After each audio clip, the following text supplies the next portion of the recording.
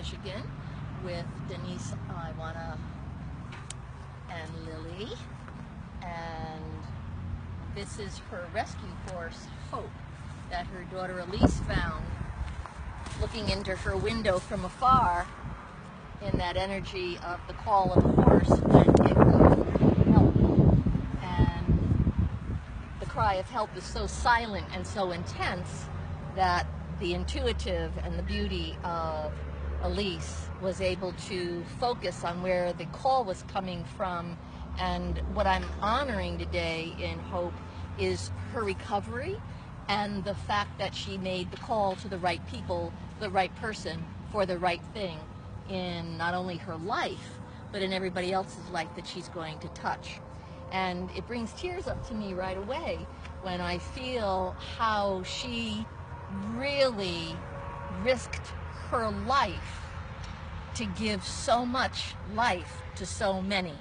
All the people that she'll be touching differently than by being a show horse or being someone's thing to give them pleasure, and that she will be giving and receiving pleasure in a very different way. And so I do horse animal communication. You know, everybody that knows me knows that this is one of those gifts that was allowed me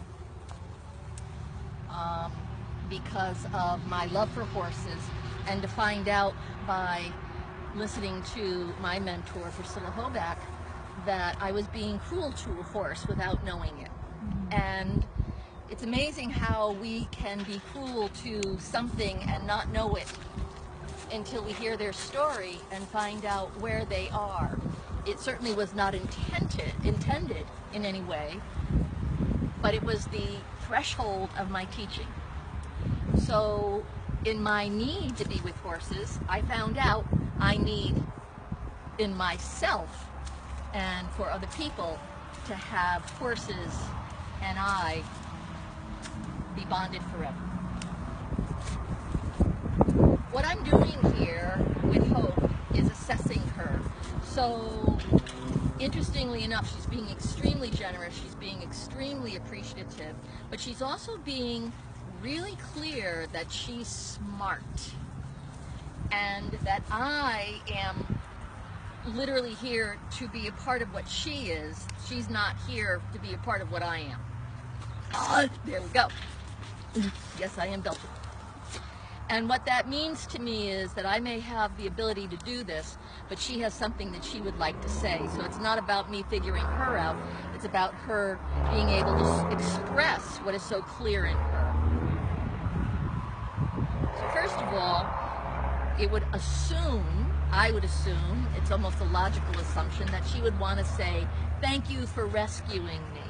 But actually, that's not what it is. She says, I'm healthy, I'm happy to rescue you. I am here to rescue you.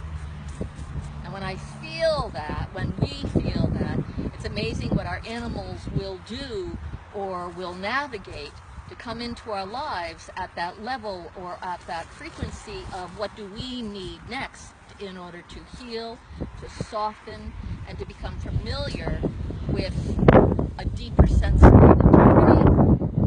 Her integrity is impeccable. A deeper sense of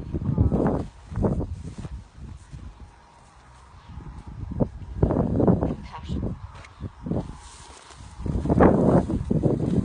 So this is an Irish pony, and I was just told yesterday how when Denise was in Ireland with everybody, that she told Todd, her husband, I want an Irish pony.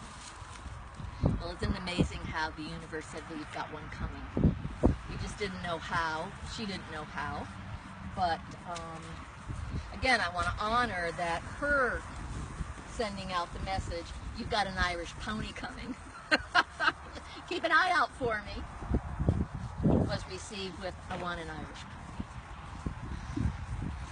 And I'm doing this because it's very clear that her destiny is to be more than what she was being used for. And this is not to judge or to disgrace or to say anything she's done was right, wrong, or indifferent. It's just her path has come to the crossroads where she wants to serve rather than be used. Isn't that an interesting, and these are her words. So she knows what it means to be used, to put out the image to be used, and her generosity is, I need to serve, I would like to serve. So there's a kindness inside her that is waiting for the children. She's waiting for the children. She's waiting for the children. And she's waiting for the children that when her story gets told, it brings me tears, that she is a beautiful being that has suffered so deeply that in telling her story or hearing her story told, then children will be able to see how they are alike rather than different, and that their wounds can be found, their wounds can be seen, their wounds can be healed, because she surrendered. She surrendered. What does that mean? I'm going to ask her, what does that mean, you surrendered?